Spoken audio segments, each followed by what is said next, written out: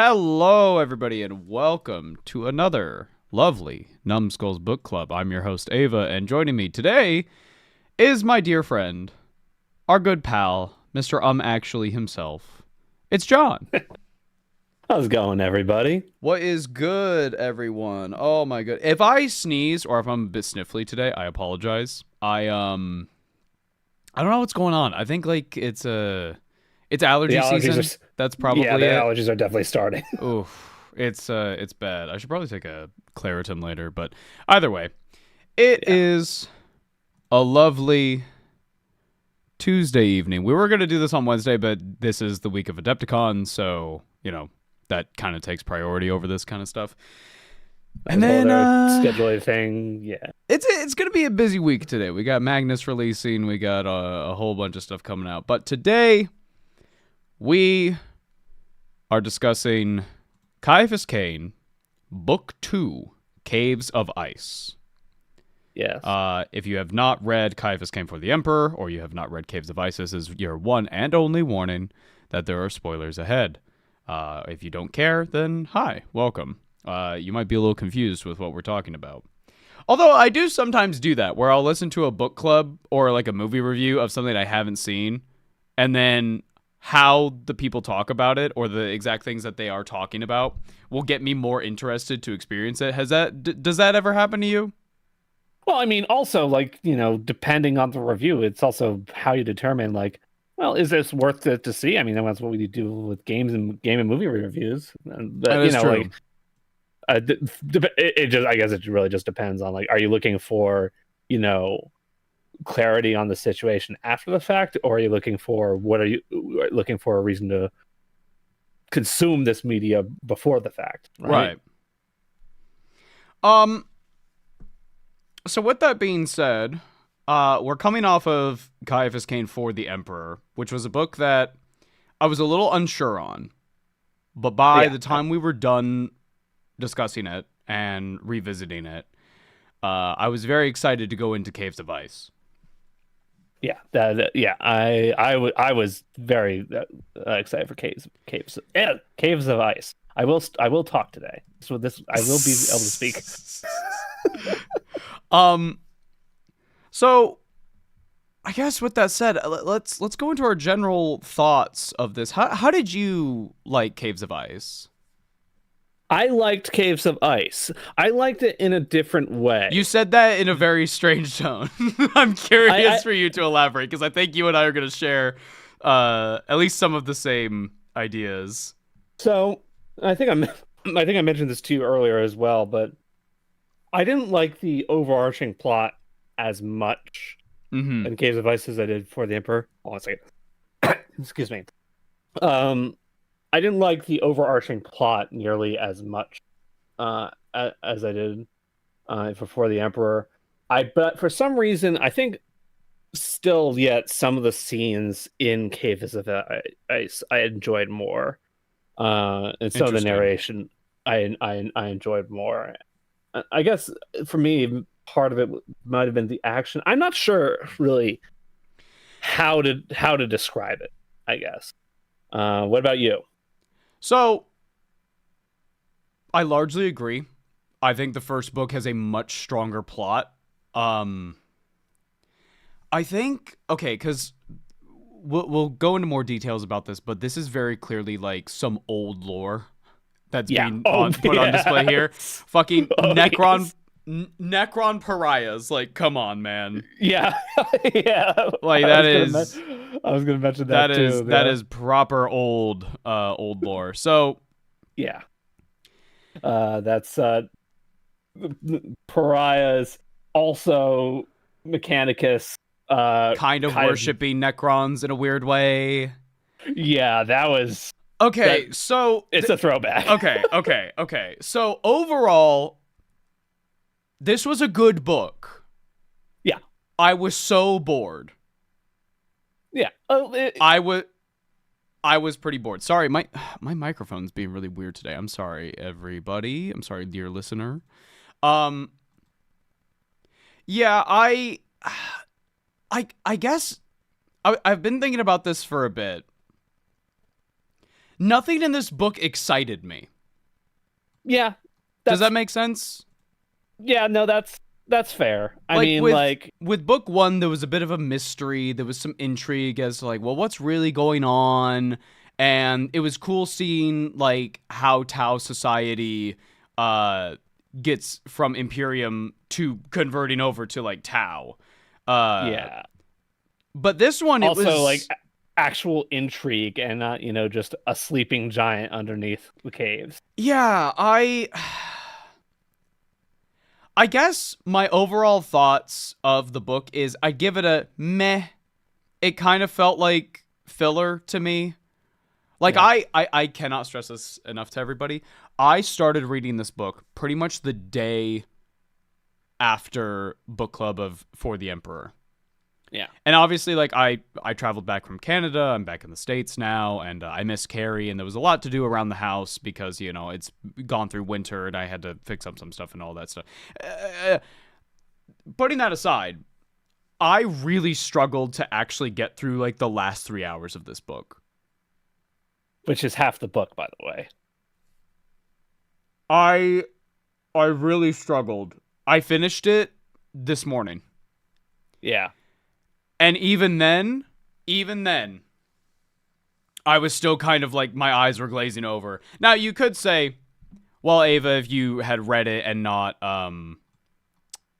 listened to it, maybe that would be different. And you might be right. But Yeah. honestly, there was just nothing that was really exciting. I remember thinking, oh, orcs, and then we guessed that it was going to be Necrons given the book like the blurb. And I was just kind of like, I'm excited to see either very orky things happening to these guardsmen or cool Necron stuff. And I didn't get either of that. I just got not really. I mean, the orcs were behaving like orcs. Yeah, Like, we saw a little bit of that on the first contact of the orcs, where they were kind of not being the greatest tactical geniuses. When it came to yeah, but like I don't know, I come to expect that by like default. Like, yeah, there's gonna be a mention how orcs are they're not accurate in their shooting and they're just running forward, and then you target the big one. Like, I've read other books that have orcs in them. Like, this is nothing that special. But I will say, if you only read this and you didn't listen to the audiobook, I gotta tell you, you missed out on probably the best wah I've ever heard. Stephen Paring, God, he put his whole voice into this. When he didn't go wah, he didn't go wog. No, he went and that peak, absolute cinema. I'm Scorsese. Of got my fucking hands up. Cinema. And then he did it again. There were two. There were two of them. It was so good. It was so good. That was definitely a highlight. Yes. So yeah, I have here in my notes like orcs weren't really a focus in this book, or Necrons weren't really a focus in this book. This was very much a guard book, and I don't know. I've talked about this on other streams, and obviously, like, when I did the Poor Hammer trivia, I directly said, like, guard is such a blind spot for me, and a big part of that is I just don't really care about normal humans in a setting like this. Because if you're giving me, like, a science fantasy or a fantasy setting where there are humans, but there's also, like, here are these genetically modified freaks who are space marines, but they're LARPing as knights and shit. Like, whoa, that's really interesting. Or here's this, like, undead skeletons that are, like, Egypt coded and blah, blah, blah. Like, that's so much more interesting than it's humans again. Yeah. I get it. The indomitable human spirit and all that. I get it. Cadia stands. I get it. And I get the vibe. And I like the vibe. And but I need something more. Yeah. On the other side of that for me, because I've also been, because you've heard you mention this a couple of times, like on and off stream. Yeah. For me, I realized one of the reasons that I like the card books, and Ava will tell you all that I've been reading Gaunt's Ghost basically nonstop. Yeah. in between all the other book clubs we've been doing, I've been reading I've heard Gaunt's nothing. Ghost. I've heard nothing but good things about Gaunt's Ghost. I've heard nothing but Yeah. good things. I think one of the reasons I like that is because also some of these guard books give a somewhat decent view of how normal humans live in this setting. Now they're military, obviously. Yeah, But you still kind of get like there's always going to be somebody in the regiment who's like, oh, I miss my mom. Like, you know what I'm talking about? Like, you kind of get an insight into, well, what does a day-to-day guardsman who's just gonna die within 15 hours on the front lines fighting like a horde of Tyranids, like what's going through their head? Yeah. I think that's interesting. Yeah, I mean, we also like even towards the beginning of this book, like they refer to what was basically an in-universe movie because of the way the pilot was. I loved driving. that. I actually loved that detail of like, oh yeah, there's just straight up Imperium propaganda movies that are like weekly, like that's so fun because that's one thing that I've never thought about of like, oh yeah, the Imperium probably would have like movies and TV shows, and they're probably like full of propaganda. And now I'm kind of like, I wonder what that looks like. I kind of want to see an animation from GW of like, what does an Imperium TV show look like? That would be really fun. That would be cool. That'd be I so didn't even cool, think about right? That'd be so cool. Yeah, Attack Run. That's it. The okay. There was another mention. I didn't write in my notes, but it's just come to me. I also did love a couple mentions from the the name of the regiment that we're with escapes 597. The name of like the other name for them. Like the actual name of the faction. Valhallans, thank you. Yeah. When Cain is mentioning he's going through the snow and he keeps talking about like the Valhallans, like this is like second nature to them. This is what their homeworld is, yada, yada, yada. But then at one point he mentions like, oh yeah, there were like these snow mounds and stuff like that. But it's nothing compared to the Valhallans and their snowman competitions that they take very, very seriously. It's like, that's amazing. I forgot. What the hell? That. Dude, they do competitive snowman building? That's amazing. Yeah. That's so cool. That's just a fun little detail. But yeah, I think just in my heart of hearts, I really struggle to get into the mindset of just a normal human. I'm the person who, when I play like a video game that's like Skyrim or Baldur's Gate or whatever, I'm not picking a human. What do you think I am? Boring? Why would I? Meanwhile, with my pure Midlander in 14. Why would I pick something that looks like me in this fantastical world with so many other choices? I mean, that's crazy. Also, to be fair, like my aforementioned pure Midlander in 14 doesn't look like me. Notably, he lacks depth perception, but you don't have to. But like it's still a human. Speaking of things that aren't human, I have notes here for the Mechanicus. I kind of fucked with the Mechanicus, but I also seem to really like how Mechanicus are described in their internal politicking in a lot of books. Like, when Carrie and I read Flesh and Steel, we noted, like, if this was just an AdMech book, Flesh and Steel, I would have liked it way more. I would have liked it way, way, way, way, way, way more. I like the internal politics of the Mechanicus. I like the weird descriptions of their stuff. I like them. What I did not expect was AdMech slurs. I wasn't expecting AdMech slurs when I was getting into this book. I was like, whoa, what the hell? I mean, of course, right? Like, of course, but I was like, huh, I guess that would be a thing. Good to know that, oh man. Logash? Cog boy. Logash. Okay, Logash was like, I liked him at first, and then he got worse, and I think that's the same arc that Cain had I uh, the only thing Logash did was be a Mechanicus. yeah. He was your normal, I want the tech, give me the tech. I'm sniffing around for the tech, give me the tech. That's all he did. And Cain had a very normal reaction to that as a guardsman, where it's like, you literally are putting the mission in jeopardy. I'm going to fucking hurt you. Yeah. Especially a normal reaction for somebody who's experienced the Necrons before. I think somebody. Oh, yeah. Like,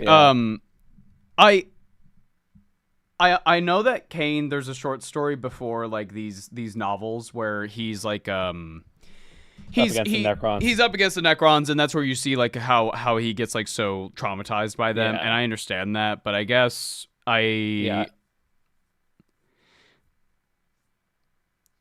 guess just nothing in this book surprised me. Just nothing. When it was like, oh my god, the ambles are here, but oh, these scratches are kind of different. I'm like, it's flayed ones. And then they found the skinned orcs, and Cain was like, what could have done this? I'm like, it's flayed ones. And also the pile of cybernetics. It's flayed ones.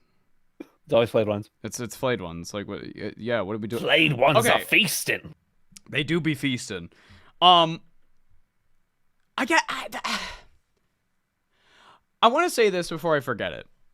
Yeah. I think this book would be great for Carrie. And let me explain what I mean by that. It's literally my job to delve into the Warhammer world and then present it to the audience and Carrie and others in a way that's digestible. So I look through a lot of excerpts. I read a lot of Warhammer books. I am very, very, very knowledgeable of the setting, right? Right. And I feel like that knowledge coming into this book, I was just kind of like guessing every single thing that was going to happen chapters before it did. And I was just kind of like, I feel like I would have, if I watched Bricky's lore primer, I watched like, here's every faction summarized, and I got through that, and I was like, wow, this Warhammer stuff seems really cool. And then I went to Ciaphas Cain book 1 and then book 2, I would have enjoyed this way more. I would have enjoyed this book far more than I did here, because I guess I was just kind of bored by it. Now, I will say, I've seen a lot of people say Cain is a good book series to get into if you know nothing about the setting. I disagree heavily with that. Yeah. If you get into For the Emperor, what the fuck is a Tau? What is happening? What is a Kroot? You get into book 2, you go, what the fuck is a Necron? What is a flayed one? Now, I'm speaking of this as like somebody who, you've never heard of 40K, you pick this up. I think you would bounce off this book very hard. You need to be getting into the setting and then read this, I think, to get the it's an intermediate. It's an intermediate reading level, essentially, for the sake of 40K. Which I kind of, now that I said it out loud, I kind of hate that I said that. But an intermediate amount of reading level. You need to. It really takes a genius to understand the satire of 40K, John. Don't you know that? It really takes a genius. Don't get them started, Ava. Don't get them. What? I'm just speaking the truth. Yeah. And as far as also the guessing everything part goes, and I actually have this written down because, man, I figured you probably have this written down in some capacity too. There was no Amberley Vale this time. No, and I think the book suffered for it. Yep. I think it suffered a lot. Now, there probably wasn't really much way to get her into this plot overall, but also that might also be because the plot overall might not have been fantastic. I feel like Cain really shines as a series when you have these character interactions, because when aside from, obviously, you have the excerpts where she's like, here's what Cain actually means by this, or here's what that, and like, that's fine. That's a way to frame the story. But I'm talking like, direct involvement in the plot. When Amberly Vale and Cain are in the same room and they're able to banter off each other and have dialogue between one another, it's way better. It's more entertaining. Like, probably my favorite parts of this book is when Jurgen and Cain get to talk. And, like, there's that really sweet moment where Cain is going with the stormtroopers down into the tunnels again for I think the third time. And... like, Jurgen shows up and he's like, I got you your sandwich. I thought you would get hungry. Oh, it's around here somewhere. I don't know where it went. And it's just this sweet little moment of like, aw, Jurgen. And obviously he brought the fucking Melta because that's his thing now. Also like, tea. And tea, of course. Of course. Of course. Yes. We love Jurgen, chat. We love Jurgen. I would reset the universe if it meant to save Jurgen. I would do it. I love him. I love him so dearly. Oh yeah, looping back to the Mechanicus really quick. I did appreciate that they said they had white robes on this snow planet. Cause why wouldn't you? Yeah, I mean, the stereotypical Mechanicus, you don't see you only really ever see like red robes. I mean, it obviously depends on it depends on the Forge world, but I would hope. No. I took that. I almost said I would hope the Mechanicus are smart enough to use camouflage, but then I thought, wait a minute, this is 40K. No, I hope they're dumb enough to not use fucking camouflage. Yeah. 40K should be silly and nonsensical. Of course they wear red on the fucking white planet. Of course. What else do I have in my notes here? I don't really have a whole lot of thoughts about the book itself because the plot was so straightforward. Yeah, I mean, and then there weren't twists and turns. Well, there were literal twists and turns in the tunnels, but we still navigated those. I want to talk about the climax, or more specifically, the lack thereof. Sure. Man, we just kind of go back into the tunnels and then we go, well, can't solve this problem. All the stormtroopers died. Well, there's just conveniently this pipe of promethium that will light on fire on our way out and that'll solve the problem. Okay, the end. Yeah. I was like, what? It worked, I guess. What? But it kind of just like, the only real suspense there was like, I didn't feel any threat this entire book. Yeah, there wasn't really much of one. No. I would genuinely, and I try not to do this. I genuinely would recommend people skip this book unless they really, really, really, really want to read Caves of Ice for whatever reason. Because I don't think you're going to get anything out of it as an Orc fan. I don't think you're going to get anything out of it as a Necron fan. I don't think you're going to... Unless you're, like, really into Cain and really into the Valhallans. And even then... I will say one thing I did enjoy about this book is that there are a bunch of pretty funny bits, in my opinion. I did like when who's the other guy in charge of the regiment? It's like a Major Brocklaw. When Brocklaw and they're okay, those parts I actually really fucked with, where it cut to Castine and Brocklaw and they're like trying to get things in order for they're trying to get the defense ready for the orcs to come, and then they're just having a meeting, everybody's shouting over each other, and Brocklaw is like, fuck it, and he just shoots the ceiling, and later Cain walks into that room and he's like, what is that? Orcs get in here? No. There was a problem. It's fine. We solved it. He's like, oh, okay. Okay. All right. Let's talk about because again, we had a couple comedy bits in the last book. Presumably there's a couple comedic bits in most of these books. I did enjoy some of the comedy bits in this book. Yeah. So I did actually have Brocklaw shooting the ceiling repeatedly in my notes. I did really like Brocklaw shooting the ceiling. I wanted maybe a bit more of that. Yeah. Because, again, if it was a lot more lighthearted and had a lot more comedy in it, I feel like I would be a lot nicer to this book.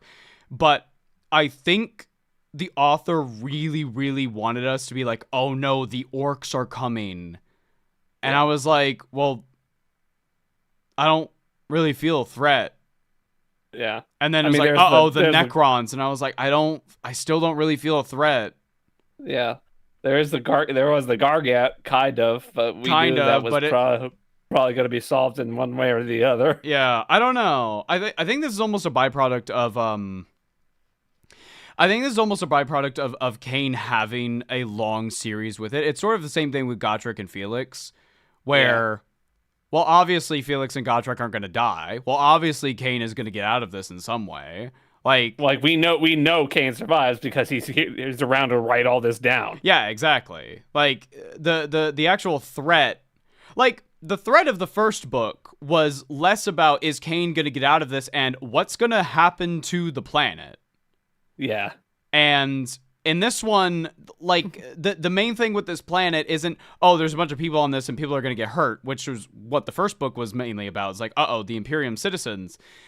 This one was like, but the Prometheum factory, I don't give a fuck about the Prometheum. I don't care. I don't care. Oh They no. offhandedly mentioned, the miners and their families, but that also Not enough. Like that's yeah. I would say they were barely mentioned because I don't even remember that, to be honest with you. Yeah. No, they did mention like, oh yeah, we had to evac like the miners' families, so it was already basically a non-threat by the time they came to it. Yeah. I don't know. So, I would be very comfortable recommending people to skip this one. I would be like, okay. and to be fair, and I'm not saying this colored my opinion whatsoever, but I'm saying it kind of. When we announced we were going from For the Emperor to Caves of Ice, I got some DMs from multiple people. Yeah. Going, hey, whatever you think of book 2, please move on to book 3. Yeah, that's so fair. I kind of got the idea of like, oh, this might be kind of a lull in the series. And that's also fair because, this book was also like significantly shorter than the first one. I was shocked when I looked at the time on Audible and it was like 9 hours. I was like, only 9 hours? That's kind of wild. No, it wasn't 9 hours. It was like 6.5 hours. Wait, was it? 9 hours was 9 hours. I think was the last one. Hold on, I'm checking now. Yeah. I've got my phone here. Pretty sure at least. Let's go to the opening credits. Yeah. Oh my God, you're right. It's yeah. 6 hours 47 minutes. You're right. You're entirely right. Yeah, it was a short one compared to the first one. It was 2/3 the length. But that goes to show, like, I was still like shocked. I was like, wow, it's only that long. Yeah. I feel like I want to get to book 3. And we're going to get to book 3 because the way we're doing these long series like Cain, Gaunt's Ghost, or like Gotrek and Felix, hell, even Horus Heresy, like we're not going to go through every single fucking book. Are you crazy? We're going to be here for eons. I would like to keep it to 3. 3 at a time. Yeah, 3 at a time. So like with Gotrek and Felix, we went Troll Slayer, Skaven Slayer, Demon Slayer. And I thoroughly enjoyed... I'll tell you what.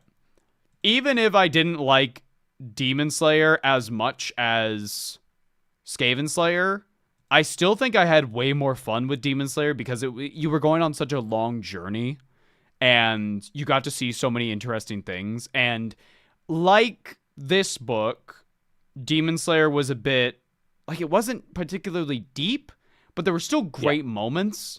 I don't know. Like while I'm saying all this, I need to be so clear. Like, I didn't dislike the book. It was still a good book. It's still a charming book. Like, it's still a charming book either way. Like, it's not poorly written. I didn't find it like really frustrating, like something like Flesh and Steel. I just didn't really think much of it in general, to be honest. Yeah, it's I think you're right to say, it does feel like filler. I think that's correct. And filler doesn't mean bad. Yeah, no. Again, we're big fans of the humor, and I still want to talk a little bit more about that humor. But go ahead. I'm pretty much at the end of my notes. I've said pretty much everything I've wanted to say. I just have a couple of humor bits here around here, such as the woman, the legend, Sula. Oh, yeah. Well, hold on. I have one more note. Fucking Stephen Perry, Emma Gregory, and Penelope Rollins. Everybody fucking, as always, killed it with their roles. Yeah, I was also gonna mention like the voice acting for the audiobook specifically. I feel like they hit a new tier aside from the first book, especially. I think they've had time to really get used to the characters. Yeah, because whenever it was read from Sula's perspective, I noticed like she added like a couple chuckles that probably weren't in the original writing. I don't have the original book in front of me, unfortunately. She was fucking loving talking about how much she loves the Emperor, and she's like, yes, those stupid orcs and our amazing Imperial Guard, our holy warriors against those foul, disgusting aliens. Like, it's perfect. It's amazing. And Everly is apologizing the whole way through. She's like, I fucking hate this fucking lady. I'm so sick of her. But she's the only other account that we have.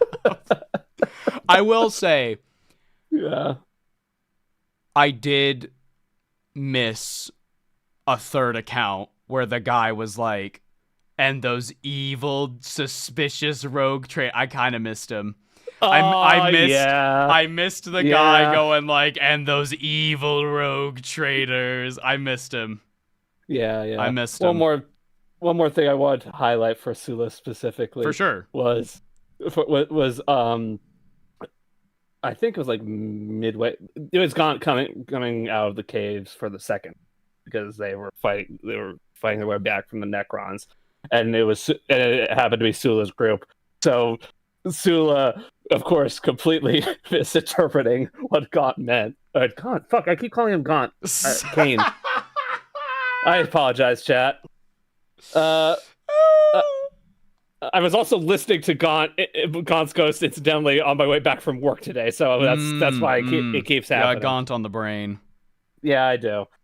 Cain, when Cain is leaving the cage for the second time, and he says, Sula, of course. Who else could it be? Yeah, he says Sula, that, and she's like, I knew exactly what he meant. I love it. I love it. Yeah. Imagine Gaunt and Ciaphas having a book together. That would be interesting. I don't really know much about Gaunt as a character, to be honest. Like, I haven't read any of the books. I haven't really heard much about what his deal is. Yeah, well, we could probably talk about that more later when we do actually read Gaunt's Ghost.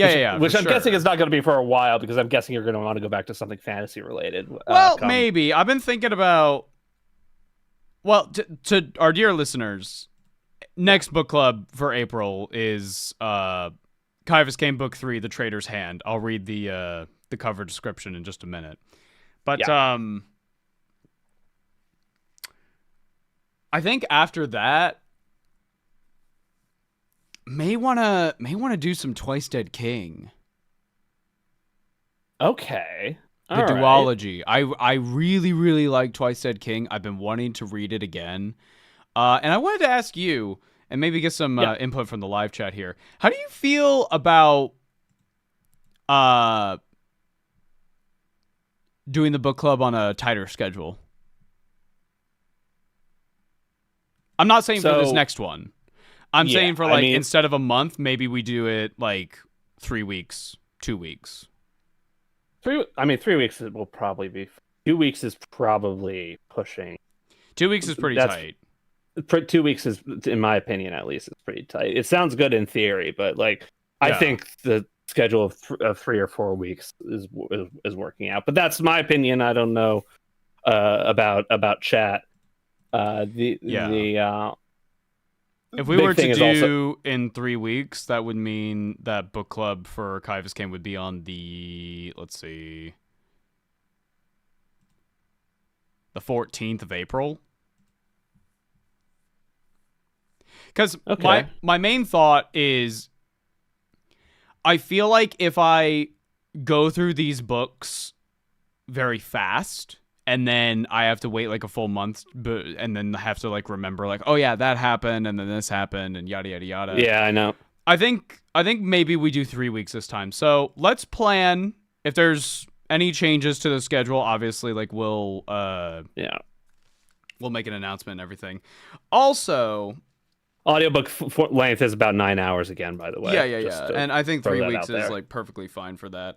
So for now, let's say next book club for Ciaphas, Cain, the Traitor's Hand is going to be on April 15th. We're going to aim for a Wednesday again because we're doing it on a Tuesday today because Adepticon is tomorrow, so we have to do a live stream for that. And, there's other things happening later. Yeah, there's Magnus later this week uploading and yada, yada, yada. But, okay. Traitor's Hand. Let's read the cover description and see if we can get a vibe for next book.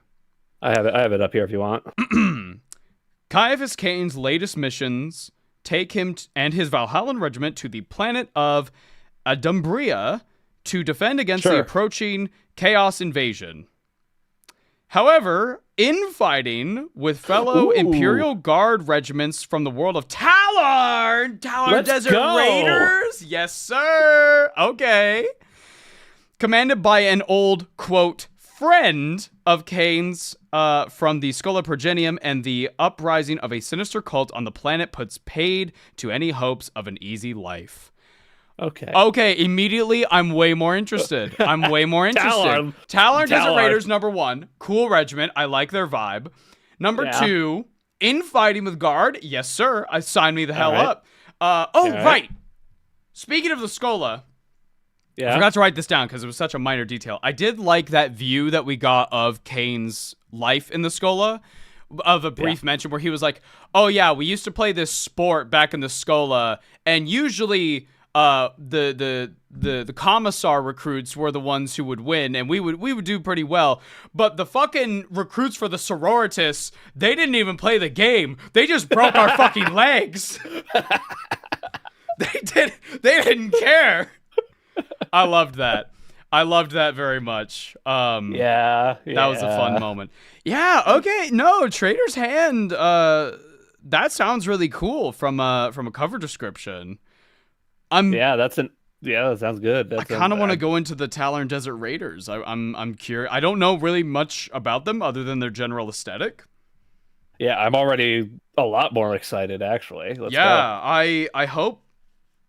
From the sounds of it, the plot is going to be a lot more like the first one, where there's a lot more political intrigue. Political in this sense being love political intrigue. Hey, your Guard regiment is from the desert. Mine is from the snow. I'll fucking kill you.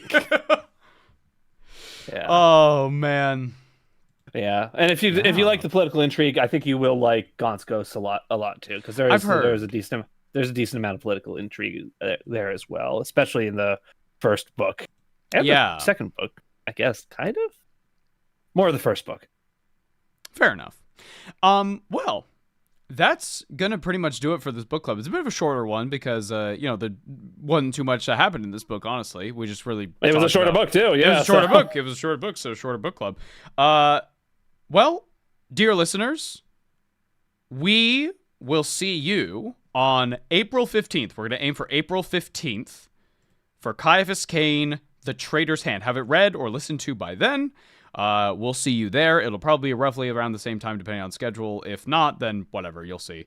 If anything changes with the schedule, please pay attention to our social medias over on like Blue Sky or something like that. If you're in the Discord, and which the community you can get access to, community posts on YouTube. If you want to financially support us, please head on over to patreon.com/Numbskulls, where you can get access to a Discord with a lovely, amazing community. You can watch our live streams typically every Monday, Wednesday, Friday-ish. And you can also just share our videos around, because that does a lot, honestly. Thank you all for listening, and we'll see you in the next one. Praise Jurgen. I love Jurgen. I would die for Jurgen. I would kill every single person on planet Earth if it meant keeping Jurgen safe. I mean that. He's my little stinky boy. He's my little stinky guy. If anything bad happens to Jurgen, I'm throwing every single book. I'm gonna freak the fuck out. I'm gonna freak out. If Jurgen ever got hurt, I'm fucking Darth Vader, You're fucking I mean, he did Palpatine. get I'm hurt. looking over, going, "Is he safe? Is I he? mean, he Is got hurt in Jurgen the last book okay?" at least, but I'm gonna he's freak fine out now. if anything happens to Jurgen. I'm gonna fucking flip out. Take care, everybody. Take care, everyone. See you later. Bye bye.